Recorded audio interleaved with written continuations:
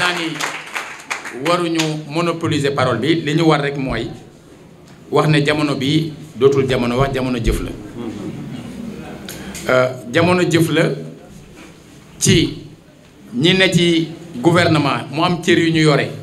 lépp lu ñu man ci wéyal luy tax nit ñi sentir luy tax ñu jege ko ñu def ko jëf ci dem ci doomu aadama yi nekk ci biir dëkk bi war leen a leeralal yenn yu ñu leen war a leeralal ñu leeralal leen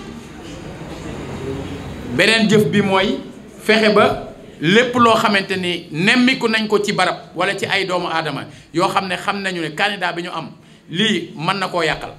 moo xam ci moom la jóge moo xam feneen la jóge ñu dox ca ba jëm caa trouver ay saafara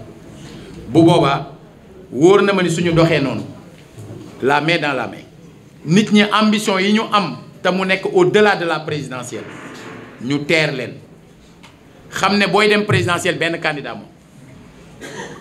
benn candidat boobu kenn ku ci nekk bu fekkee da ngaa déclarer ne da nga ko war a jàppale wala nga gëm ne da nga ko war a jàppale yow doo jóg di def luy war a tax keneen di ko sanctionner kon ne nit ñi joxante loxo jàppoo jëm ci loolu. vous me permettrez de dire maintenant benn baat ci lu jëm ci waxu parrainage parrainage man sañ naa ci wax ndax man maa ko proposé depuis 2005 jataay bi ma koy proposé ci 2005 tey jii ki nekk ministre de la justice garde des sceaux ca la bokkoon maa proposé ci benn texte bu tudd réformes institutionnelles au Sénégal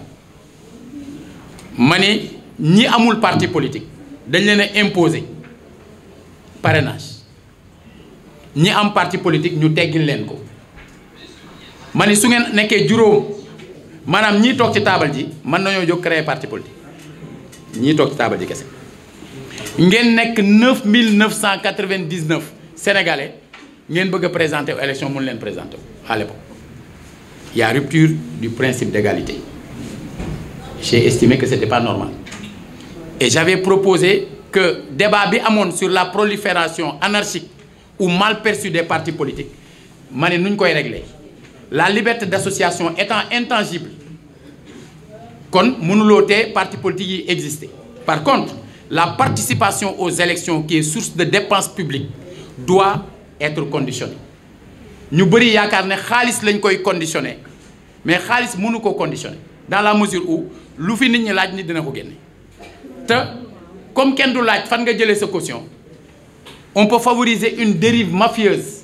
ou courir le risque qu'au moment où on parle de terrorisme, au moment où on parle de pétrole, où on parle de gaz, où il y a des ambitions ou des appétits yuy am jëmale ci suñu réew bu fekkee ne la seule manière de conditionner la participation aux élections c'est l'argent na ngeen xam ne kon buntu bu mën a jur giraawaal yi mi ngi foofu. Alors boo demee France bu ñuy def seen parrainage c'est des élus tey soo ko doon def Sénégal du sotti par contre soo nee da ngay def parrainage ci démocratique nga xam ne c'est le peuple maanaam ce sont les électeurs yi nga xam ne kenn moomu leen ñoom ñooy choisir de parrainer ou de ne pas parrainer man su ma toogee bëgg a doon candidat ma am 6 mois pour wër Sénégal su ma mënta am 65 000 signatures pendant 6 mois 3 semaines du ci laay gagner élection présidentielle loolu ça doit être clair. Je pense que débat bi ça se pose en ces termes tey nit ñi c'est parce que dafa am lu ñu dundoon ci législative yi xëy na moo tax ñoom ñu yegg ci ñëpp yegg ci niveau de conscience boobu mais débat bi tàmbaliwul ci législative yi